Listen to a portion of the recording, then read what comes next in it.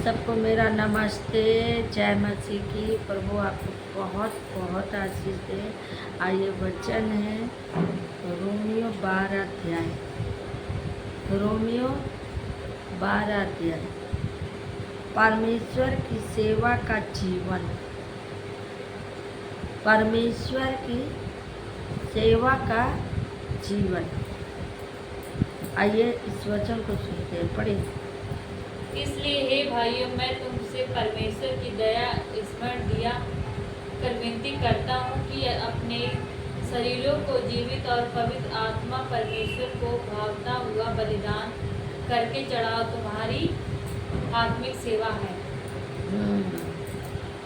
इसलिए हे भाइयों, मैं तुमसे परमेश्वर का दया सिमरन दिलाकर विनती करता हूँ। प्रभु से पौलुस कहता कि मैंने परमेश्वर से विनती किया और तुम्हें याद दिलाया और परमेश्वर से कहा कि अपने शरीरों को जीवित और पवित्र और परमेश्वर को भावित हुए बलिदान करके चढ़ाओ। अपने मन को कैसे करोगे? शुद्ध करके। अपने मन को, अपने हृदय को और शुद्ध करके, यानी परमेश्वर को याद करो और परमेश्वर की विनती करो, प्रार्थना करो। जो आपके शरीर में जीवित है, वो पवित्र है, वो परमेश्वर है, जो भावित हुए बलिदान चढ़ाओ। और यही आत्मिक सेवा है। सेवा क्या है? सेवा यही है, यही आत्मिक सेवा है कि अपने आप को नर्म, दीन, दयालु, अपने आप को परमेश्वर के आगे क्षमा मांगो। परमेश्वर के विरोध में कोई कार्य किया तो उससे क्षमा मांगो। प्रभु से कहो, प्रभु मुझे माफ़ कर दो। अब मुझे याद दिला कि मुझे प्रभु से मिलना है, या प्रभु से प्रार्थना करना है, और या प्रभु की सेवा करना है। आगे इस संसार के दृश्य ना बनो, परंतु तुम्हारे मन के नए हो जाने से तुम्हारा चाल चलन भी बदल जाए, जिससे तुम परमेश्वर की भली और भावती और सिद्ध इच्छा अनुभव से मालूम करते रहो। यहाँ पे कहता है इस संसार के सदस्य ना बनो, परंतु तुम्हारा मन के नए हो जाने से तुम्हारा चाल चलन भी बदल जाए। तुम्हारा मन कैसा हो जाए? नया हो जाए, और अपने चाल चलन को भी सुधार लो, जिससे तुम परमेश्वर की भली भांति और भावती और सिद्ध इच्छा अनुसार से मालूम करते रहो। हालेलुया। आगे बढ़ो। क्योंकि मैं उस अनुग्रह के कारण जो मुझको मिला है, तुम में से हर एक से कहता हूँ कि जैसा समझना चाहिए, इससे बढ़कर कोई भी अपने आप को ना समझे, पर जैसा परमेश्वर ने हर एक को विश्वास परिणाम के अनुसार बांट दिया है, वैसे ही सुबुद्धि के साथ अपने को समझे। क्योंकि मैं उस अनुग्रह के कारण जो मुझको मिला है, तुम में से हर एक से कहता हूँ कि जैसे समझना चाहिए, वैसे बढ़कर कोई भी अपने आप को ना समझे। जैसा आपको समझना चाहिए वैसा आप समझिए, लेकिन प्रभु से बढ़कर ना समझिए। पर जैसा परमेश्वर ने हर एक को विश्वास परिमाण के अनुसार बांट दिया है, वैसे ही सुबुद्धि के साथ अपने को समझिए। Hallelujah, hallelujah. आगे पढ़िए। क्योंकि जैसा हमारी एक देह में बहुत से अंग है और सब अंगों का एक ही सा काम नहीं। हाँ, अब देखिए हमारे शरीर में कितने अंग हैं? यहाँ पे कहता है क्योंकि जैसा हमारी एक देह में बहुत से अंग हैं। इस शरीर में कितने अंग हैं? 203। 206 हड्डियाँ। 206 हड्डियाँ। अच्छा, लेकिन यहाँ वचन कह रहा है क्योंकि जैसे हमारी एक देह में बहुत से अंग हैं और सब अंगों का एक भी का सा काम नहीं, एक जैसा काम नहीं है इस शरीर में। आँख कहेगा मैं ना देखूं तो देख नहीं सकते हो, नाक कहेगा मैं नहीं सूंघूं तो तुम स्वाद नहीं समझ सकते हो, है ना। और मुंह कहेगा कि मैं मुंह ना खोलूं तो तू खाना नहीं खा सकता। पेट कहेगा मैं अगर हम भूख ना दूं तो टंकी में कैसे भरोगे। एक जैसा नहीं होता, माइंड एक जैसा नहीं होता। हाथ कहेगा मैं हाथ ना हिलाऊं तो तुम स्पर्श नहीं कर सकते। पैर कहेगा मैं चलूँ ना, बल ना दूँ तो तू चल नहीं सकता, है ना। वही कह रहा है कि एक शरीर में कितने अंग हैं, एक सा काम नहीं है। आगे पढ़िए। जबकि उस अनुग्रह के अनुसार जो हमें दिया गया है, हमें भिन्न भिन्न वरदान मिले हैं। तो जिसको भविष्यवाणी का दान मिला हो वह भविष्यवाणी के परिणाम के अनुसार भविष्यवाणी करे। वैसे ही हम जो बहुत हैं, हम क्या हैं, बहुत हैं, मसीह में एक देह होकर आपस में एक दूसरे के अंग हैं। हम सब बहुत हैं, अलग अलग जगह परमेश्वर ने हम लोग को पैदा किया, लेकिन सब एक ही पिता के बच्चे हैं, एक ही शरीर के हैं। जबकि आगे पढ़िए 6। जबकि उस अनुग्रह के अनुसार जो हमें दिया गया है, हमें भिन्न भिन्न वरदान मिला है। तो जिसको भविष्यवाणी का वरदान मिला हो वह विश्वास के परिमाण के अनुसार भविष्यवाणी करे। देखिए मेरे प्रिय भाई बहनों, परमेश्वर कुछ ना कुछ हर एक के जीवन में कुछ ना कुछ कार्य किए। किसी को भविष्यवाणी का वरदान दिया है, किसी को प्रचारक का वरदान दिया है, किसी को कला का वरदान दिया है, किसी को गाने का वरदान दिया है। अलग अलग परमेश्वर ने हर किसी को वरदान दिया है। कोई पढ़ने में बहुत तेज होता है, कोई एकदम नहीं पढ़ता है ना। अलग अलग वरदान मिला है। आगे पढ़िए। यदि सेवा करने का वरदान मिला हो तो सेवा में लगा रहे, यदि कोई सिखाने वाला हो तो सिखाने में लगा रहे। यदि सेवा करना का दान मिला वो सेवा करें तो सेवा में लगा रहे। यदि कोई सिखाने वाला है तो वो सिखाने में लगा रहे। हालेलुया। जैसा जिसको वरदान मिला वैसा ही करें। बहुत लोग अपने आप को नहीं रोक पाते। सेवा करना है तो करना है, सिखाना है, पढ़ाना है तो पढ़ाना है, जैसे जिसको वरदान मिला हो। आगे पढ़ें।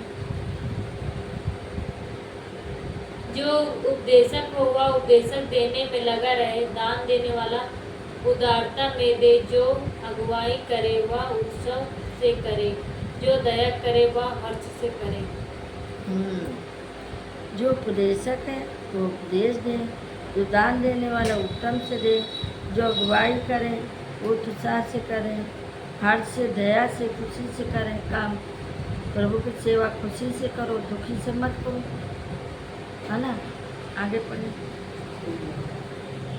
प्रेम निष्कपट हो, बुराई से घृणा करो, भलाई में लगे रहो। प्रेम निष्कपट हो, यहाँ पे कहता है प्रेम निष्कपट हो, बुराई से घृणा करो, भलाई में लगे रहो। प्रेम से क्या करो, निष्कपट दूर रहो, मतलब बुराई से दूर रहो। सॉरी, प्रेम निष्कपट हो, बुराई से घृणा करो, भलाई में लगे रहो। हालेलुया। बुराई से दूर रहो, घृणा करो उससे, भलाई करने में लगे रहो। आगे पढ़ो। भाईचारे के प्रेम में एक दूसरे से स्नेह रखो, परंपरा आदर करने में एक दूसरे से बढ़ चलो। हालेलुया। यहाँ पे कहता है भाईचारे के प्रेम से एक दूसरे से सहनो स्नेह रखो, पुरस्कार द्वारा आदर करने में एक दूसरे में बढ़ते चले, आगे बढ़े। प्रयत्न करने में आलसी ना हो, आत्मिक उमान में भरे रहो, प्रभु की सेवा करते रहो। हालेलुया। प्रयत्न करने में आलसी ना हो, आत्मिक उम्मीद में भरे रहो। कह रहा आलसी नहीं रहो, आत्मिक में बने रहो, परमेश्वर की आत्मा में बने रहो। यहाँ पे कहता है प्रभु की सेवा करते रहो। हालेलुया। आगे पढ़ो। आशा में आनंदित रहो, कलेश में स्थिर रहो, प्रार्थना में नित्य लगे रहो। आशा में आनंदित रहो, कलेश में स्थिर रहो, प्रार्थना में नित्य लगे रहो। प्रार्थना में लगे रहो और कलेश में दूर रहो, आनंदित रहो। आगे पढ़िए। पवित्र लोगों को जो कुछ आवश्यक हो उसमें उनकी सहायता करो, पहुनाई करने में लगे रहो। पवित्र लोगों को जो कुछ आवश्यक हो उसमें उसकी सहायता करो, जिसको जो ज़रूरत है उसको दो, उसकी सहायता मदद करो, पहुनाई करने में लगे रहो। आगे। अपने सताने वालों को आशीष दो, आशीष दो, श्राप ना दो। अपने सताने वाले को आशीष दो, शराब मत दो। कोई आपको परेशान करता है या आपको मारता पीटता है या आपको दुखी करता है तो उसे आशीष दो कि प्रभु तुम्हें आशीष दे। शराब मत दो। शराब दोगे, मान लो कुछ हो जाए, उसको आपके मुंह से बुरा निकल जाए, उसको कुछ हो जाए तो ज़िंदगी भर आप पछताएंगे। वो लौट जो एक बार चला जाता वो लौट के नहीं आता। लेकिन यहाँ पे कहता है अपने सताने वालों को आशीष दो, श्राप मत दो। आगे। आनंद करने वालों के साथ आनंद करो और रोने वालों के साथ रो। ये वचन हम कितनी बार आप लोगों को बताते हैं। आनंद करने वाले के साथ आनंद मनाओ, खुशियाँ मनाओ, रोने वाले के साथ रो। बहुत जने कहे मैडम जी वो फला जगह कोई मर गया, क्या करूँ, जाऊँ कि ना जाऊँ। मैं कहती जाओ जाओ, बुला रहे तो जाओ। खुशी रोने वाले के साथ रो, हंसने वाले के साथ हंसो, शौक करने वाले के साथ शौक करो। आगे पढ़िए। बुराई के बदले किसी से बुराई ना करो, जो बातें सब लोगों के निकट भली है उनकी चिंता किया करो। आपस में एक सा मन रखो, अभिमानी ना हो, परंतु दीनों के साथ संगति रखो, अपनी दृष्टि में बुद्धिमान हो। यहाँ पे कहता बुराई के बदले किसी की बुराई मत करो। कोई तुम्हारा बुराई कर रहा है, तुम उसकी बुराई मत करो। अरे बुराई मत करो। जो बातें सब लोगों के निकट भली है उसकी चिंता करो, जैसा चाहते हैं। आगे पढ़ें। हे प्रियो, बदला ना लेना, परंतु परमेश्वर के क्रोध को अवसर दो, क्योंकि लिखा है बदला लेना मेरा काम, प्रभु कहता है मैं ही बदला दूंगा। जहाँ तक हो सके तुम भरसक सब मनुष्यों के साथ मेल मिलाप रखो। हे प्रियो, बदला नहीं लेना, परंतु परमेश्वर के क्रोध को अवसर दो, क्योंकि लिखा है बदला लेना मेरा काम है। प्रभु कहता है मैं ही बदला लूँगा। हालेलुया। आगे पढ़ो। अच्छा। परंतु यदि तेरा बैरी भूखा हो तो उसे खाना खिला, यदि प्यासा हो तो उसे पानी पिला, क्योंकि ऐसा करने से तू उसके सिर पर आग के अंगारों को ढेर लगाएगा। परंतु यदि तेरा बैरी भूखा हो तो उसे खाना खिला। यदि भूखा है तो खाना खिला, तो चाहे जितना भी दुश्मन हो, अगर आपसे मांग रहा है खाना तो खिला दो। वचन कहता है, परंतु यदि तेरा बैरी भूखा हो तो उसे खाना खिला, यदि प्यासा हो तो उसे पानी पिला, क्योंकि ऐसा करने से तू उसके सिर पर आग के अंगारों का ढेर लगाए। हालेलुया। बुराई से न हारो, परंतु भलाई से बुराई को जीत लो। बुराई से ना हारो कि हमारी बुराई कर रहा है या हमारा दुश्मन है।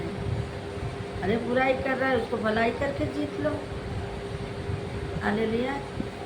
आइए इस वचन को हम सभी लोग जो सुने हैं कि बुराई से मत हारना, भलाई करने में लगे रहिएगा, क्योंकि आप बुराई करके नहीं जीत सकते, लड़ाई झगड़ा करके नहीं जीत सकते। परमेश्वर को भी अवसर दे दो। कहते तेरी लड़ाई नहीं परंतु मेरी लड़ाई। हालेलुया। यहीं पे ये वचन समाप्त करते हैं। वचन पढ़े जाने से सबको आशीष दे। जय माता।